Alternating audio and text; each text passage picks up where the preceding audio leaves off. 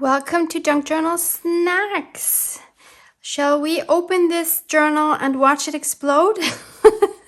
This, as you know, is Nadia's beautiful journal.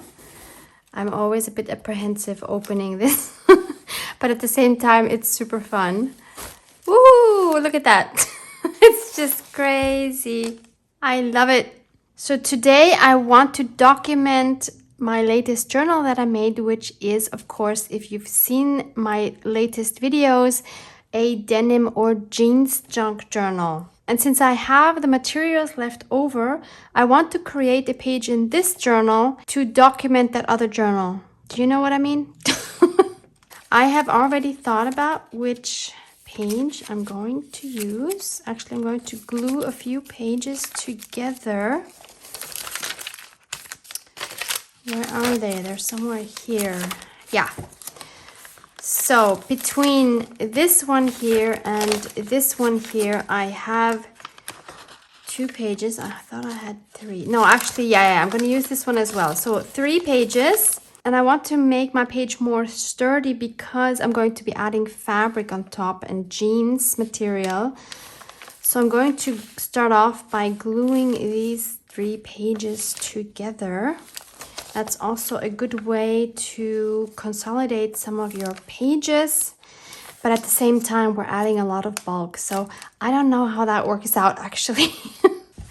So I need to prop up the left side of my journal because otherwise it is nearly impossible to work in. And I'm going to use my Collal or 3-in-1 glue to glue these pages together, and I'm just gluing as always on the outside edge.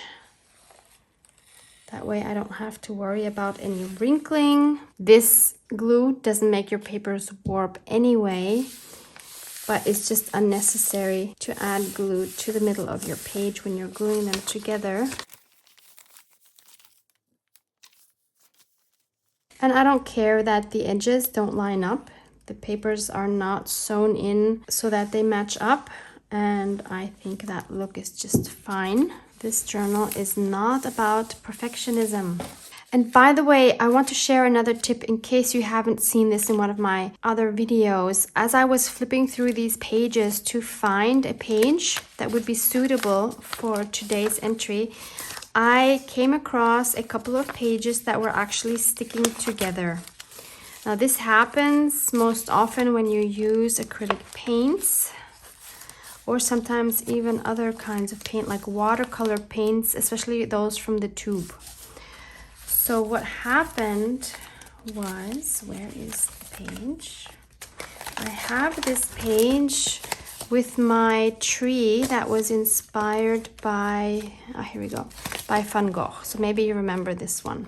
And I opened the page and it was completely stuck to this page. As you can see here, you can still see the gold from the tree stuck here. And I nearly had a heart attack because this is one of my favorite pages.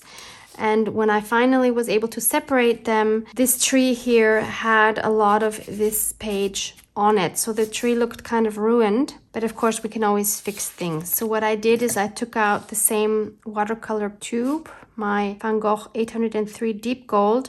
I painted over those places. So the only thing you can see now is here, there's still a tiny bit of paper stuck, but I covered it with the gold so you can hardly see it. And after that was dry, I rubbed over the page with this piece of a candle. This is a regular candle that you buy and burn at home.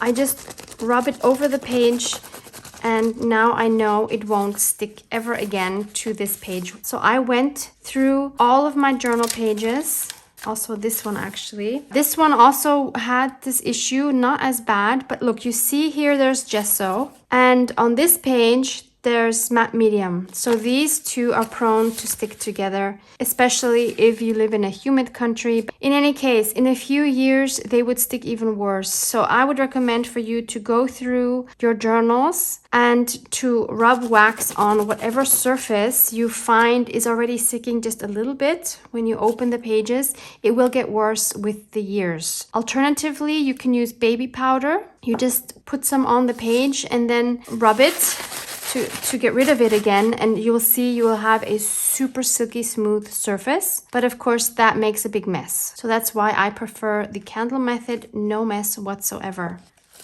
Okay, shall we go back to today's page maybe? Where was it? Here. Okay, so here's our 3 pages. So in case you haven't seen the journal I'm talking about, I'm linking the 2 videos in which I made the journal below this video. And this here is the journal. I have to confess, I'm in love with this. I just love everything about it. I love the squishiness. There's a paper bag inside, which is my favorite type of cover. I love all this grungy jeans material. There's a lot of jeans pieces inside as well, and a lot of original documents and ephemera. And this was a design team project for the Digital Collage Club, so there's also a lot of beautiful prints from the Digital Collage Club inside. So check those videos out in case you haven't seen them. So on the inside of my cover, I have this Tim Holtz material. Here you can see it a little bit better. And I have some of this left, so I want to add some of that on my page. So this is the last piece I have left, and I think I'm going to cry once I've used it all up. This was gifted to me from my wonderful friend Honey. Oh, I will be forever grateful. So first I'm going to cut a piece that will fit on this page. I do want it overhanging a little bit. Then I'm going to add my Wild Honey Distress Stain with this dauber. So these are no longer available, but you could of course either use the ink pad, or you can also just use watercolor if you want to add some color to your fabric. Let's just do it how I did it the first time. Basically, I'm just doing this to grunge it up, because it was too clean looking. Then I'll add some of this. And then I'll spray it again, just to mute that a little bit and to help it spread more. And then I let that dry. In my jeans journal, I had sewn in the inside cover with my sewing machine. I can't do that in my journal, of course, but I can just take my piece of fabric and stitch around it, and then it will look like it's sewn into my journal. Okay, so I've sewn around it once with a small running stitch, and now I want to add a jeans pocket. So I have this pair of jeans left. I had bought these at my local flea market. You can usually find them for pretty cheap. These were girls' jeans. I think they cost me €2. And I have this piece of the leg, which is already super grungy and frayed. So I'm going to cut off a piece here that will fit on my page nicely. Going to fray that some more, but just pulling on any threads that I can get a hold of. I could either machine stitch it, or I could even hand stitch it. That would be pretty cute as well. And since I haven't done any hand stitching in a while, I think that's what I will do. I'm trying to pick out a thread which is most similar to the one that's already on here. This one I think is a bit too orange. Maybe this one would be better. Yeah, I think this is a great match. So I just made a knot at the end, and I'm going to go from the back out so that I don't see the knot. So I'm just going to do a super simple straight stitch, like a running stitch. There's something about sewing by hand. It's very meditative. Yes, it takes more time, but I think when you go back and look in your journal, you will really appreciate the effort.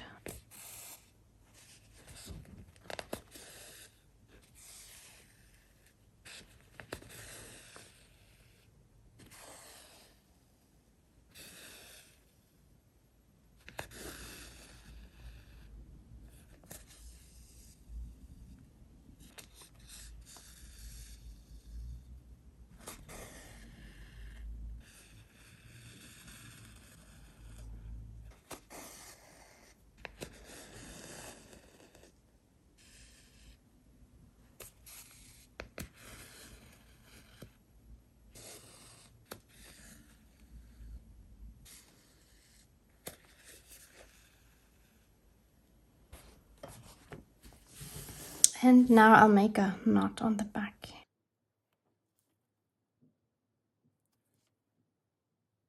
And another one. There's our pocket. Are my stitches straight? No. But I figure if I want straight stitches, I can go to my sewing machine. So if hand stitches are a bit wonky, I actually like the look of that. Now I'm ready to add this to my journal, and I'm just going to use some textile glue. And again, I'm just going to add it to the edges of my page. And since I don't want any globs underneath my fabric, I'm going to just take a flat brush and smoothen those edges out. Spread the glue a little bit. You know, while I was making this jeans journal, there were some places where I just wasn't sure which kind of glue to use. It's amazing. I'm not that unexperienced making journals, but using all these different types of materials like thinner fabric and jeans fabric and paper and thin paper, thick paper. Then you have some distress oxide on it, which is water soluble.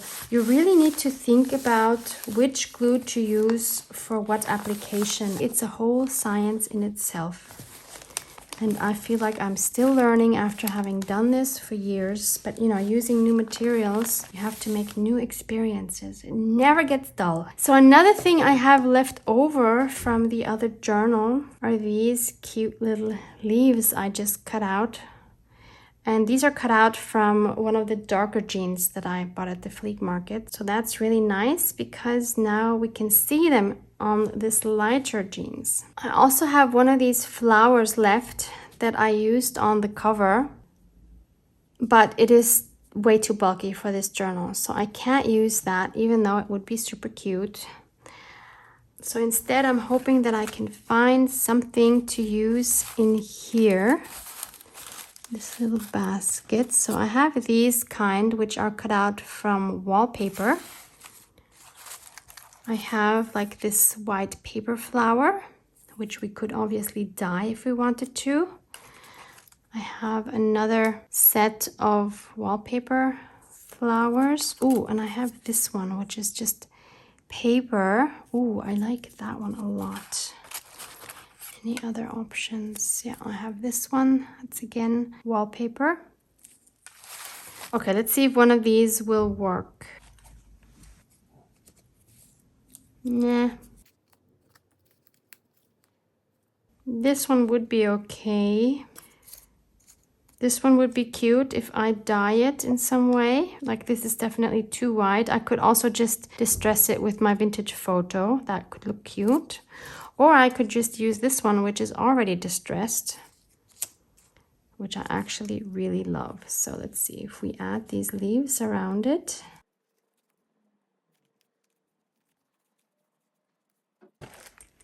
What do you think? I like it. And then we can also use some of these threads that came off when we frayed the jeans. I think that always makes a really cute accent underneath. Like that. So I'll glue everything down with my textile glue. This one is from Action, by the way, in case you're interested. If you're in North America, obviously you won't know Action. It's a Dutch chain. And maybe you remember on the cover here where I have these flowers, I also added these pearls, which I really love.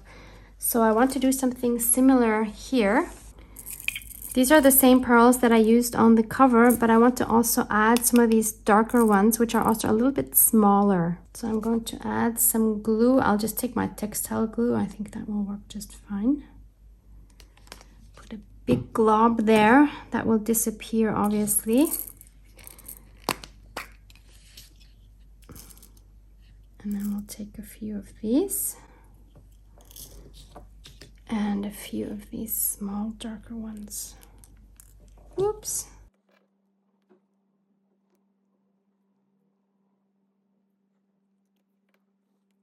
Not so easy, they're so tiny.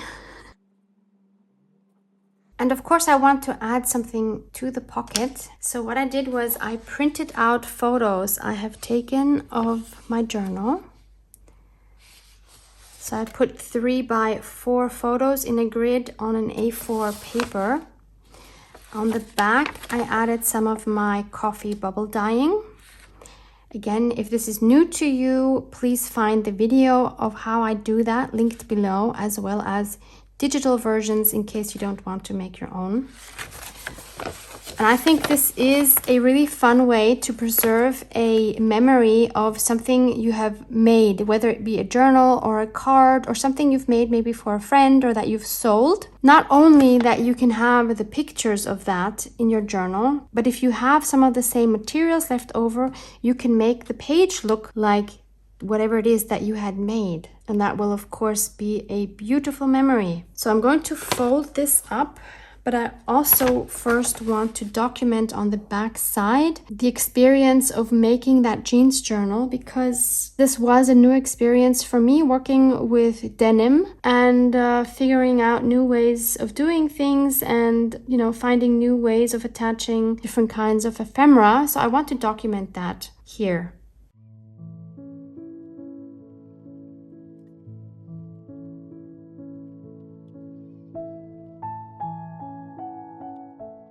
I'm happy to share what I wrote. If you're not interested, just skip ahead. So I wrote, I wanted to document my first jeans/denim junk journal. So far, it's by far my favorite junk journal I ever made in almost 5 years. It was a design team project for the Digital Collage Club and everything just came together so perfectly. The denim, the number fabric from Tim Holtz, which I was gifted by Honey, the authentic vintage ephemera I had been hoarding partially for years, such as photos and US as well as German documents and ledger papers. And the digital papers I chose from the Digital Collage Club were the perfect match. I had so much fun constructing another paperback journal, which is my favorite cover method in the meantime. I love how squishy yet crunchy it feels at the same time. I love the frayed jeans look, and using parts of jeans, pants and jackets gives you so many new opportunities for making interesting ephemera. I will forever love this unique journal and treasure the memory of making it. So I can now fold this up.